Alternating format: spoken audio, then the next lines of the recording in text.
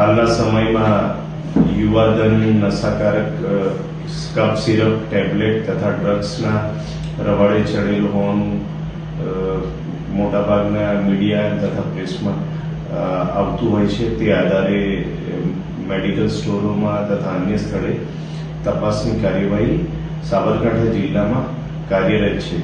તે અનુસંધાને હિંમતનગર ટાઉન વિસ્તારમાં હિંમતનગર બસ સ્ટેન્ડ પાસે એક વ્યક્તિ આ નાની બોટલો કફ સિરપની લઈને વેચતો હોય તેવી હકીકત મળેલી. તે આધારે સાબરકાંઠા જિલ્લા એસઓજીએ તે સ્થળે તપાસ કરેલી તો કરણ નામનો વ્યક્તિ મળી આવેલું અને તેની પાસેથી આ કફ સિરપો મળેલી. તેની વધુ પૂછપરછ કરતા અન્ય બે વ્યક્તિઓ એને નામ દીધેલા. એ બંને વ્યક્તિઓ દર્શનકુમાર તથા નિલેશકુમારના ત્યાં પણ આ બાબતે તપાસ કરતા એમની પાસેથી પણ કફ સિરપ મળી આવેલી.